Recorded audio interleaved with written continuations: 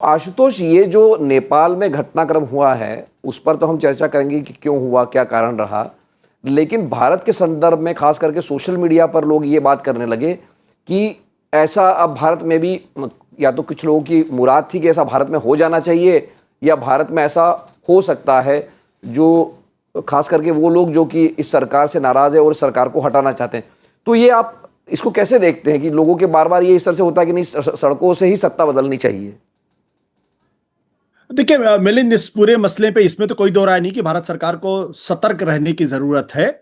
इसलिए क्योंकि कोई चीज अनायास नहीं होती, और स्पेशली तब की जबकि साउथ एशिया में आपके जो पड़ोसी देश हैं, जहां पे श्रीलंका, अगर आप अच्छी तरीके से याद करें तो श्रीलंका में राजपक्षे की सरकार थी, जिनको ये क्रेडिट जाता है कि उन्होंने लिट्टे यानी एलटीटीई, प्रभाकरन जैसे आतंकवादी संगठन को नेस्त नाबूद कर दिया। और ये माना जाता था कि बरसों के बाद श्रीलंका में एक इतना पावरफुल नेता आया है, और उनका परिवार का पूरा कब्जा था पूरे सरकार के ऊपर। और जो राष्ट्रपति हाल में बने थे, वो उस वक्त अपने भाई की सत्ता में दौरान वो आर्मी चीफ थे।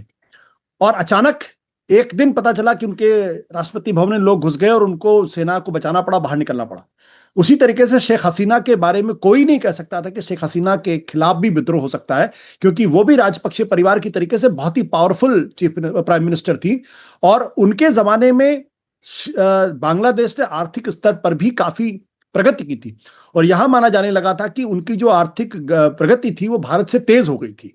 उनकी टेक्सटाइल इंडस्ट्री, तमाम इंडस्ट्री में बहुत ज्यादा वो आगे निकल गए थे। लेकिन अचानक एक दिन हुआ, शेख हसीना पूरी तरीके से बाहर हो गई और उनको देश छोड़ना पड़ा। अब उसी तरीके की स्थिति जो है वो श्रीलंका में देखने को मिलती है। केपी शर्मा ओली के बारे में कोई नहीं कह सकता था 2 दिन पहले कि उनके साथ ऐसा हादसा होगा, और वो हादसा हुआ। तो इन तीनों पड़ोसी देशों में अगर ऐसा हो सकता है, तो क्यों ऐसा हुआ, इसके बारे में चर्चा होनी चाहिए, इस बारे में हमारे ख्याल से विमर्श होना चाहिए।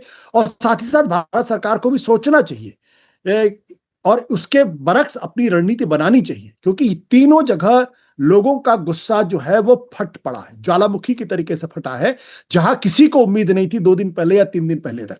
भ्रष्टाचार के आरोप श्रीलंका में लगातार लग रहे थे, और शेख हसीना के ऊपर भी आरोप लग रहे थे, वो बड़ी डिक्टेटोरियल है। वहां पे चुनाव में विपक्षी पार्टियां वो हिस्सा नहीं ले रही थी। राजपक्षे परिवार के ऊपर तो पूरी तरीके से अथॉरिटेरियनिज्म का आरोप लगता था। तो वैसे में अगर आप भारत के अंदर देखें तो ऊपर से देखने में लग सकता है कि हमारी आर्थिक स्थिति बहुत अच्छी है, हमें यह भी लग सकता है दुनिया की फास्टेस्ट ग्रोइंग इकोनॉमी है, 4th सबसे बड़ी अर्थव्यवस्था है। लेकिन अगर आप अंदर देखें तो स्थितियां उतनी अच्छी नहीं जितनी अच्छी बताई जा रही आर्थिक स्तर पे। तो इसलिए मुझे लगता है कि सरकार को सतर्क होना चाहिए। मैं ये नहीं कह रहा हूं कि हिंदुस्तान में भी ऐसा ही होगा, क्योंकि इसके 2 बड़े कारण। पहला बड़ा कारण है कि भारत के अंदर जो लोकतंत्र है वो इन तीनों देशों के लोकतंत्र की तुलना में कम से कम 100 गुना ज्यादा बेहतर, 100 गुना ज्यादा मजबूत लोकतंत्र है, उसकी जड़ें बहुत गहरी हैं। दूसरी बात क्या है कि भारत के अंदर जो ज्योग्राफी है वो श्रीलंका की तरीके से छोटा सा एक आइलैंड नहीं है, या बांग्लादेश की तरीके से हिंदुस्तान का एक राज्य जैसी स्थिति नहीं है, या नेपाल की तरीके से 3 करोड़ की आबादी नहीं है। हमारे पास 140 करोड़ की आबादी है, और इन तीनों देशों की तुलना में कम से कम 10 गुना ज्यादा बड़ी ज्योग्राफी है। तो इतने बड़े भूभाग में इस तरीके से करना कोई संभव नहीं हो सकता है। आप एकाक राज्य में कर सकते हैं, एकाक शहर में कर सकते हैं, एकाक इलाके में कर सकते हैं, लेकिन पूरे में नहीं कर सकते। लेकिन फिर भी मैं कहता हूं कि अन्ना के आंदोलन के बाद से मेरा अनुभव यह कहता है कि भले ही यहां पर उस तरीके की स्थितियां ना पैदा हो, लेकिन अगर लोगों का गुस्सा अगर भड़का, फैला, तो वो अखिल भारतीय स्वरूप ले सकता है और बड़े लोकतांत्रिक तरीके से वो सत्ता के ऊपर दबाव डाल सकता है।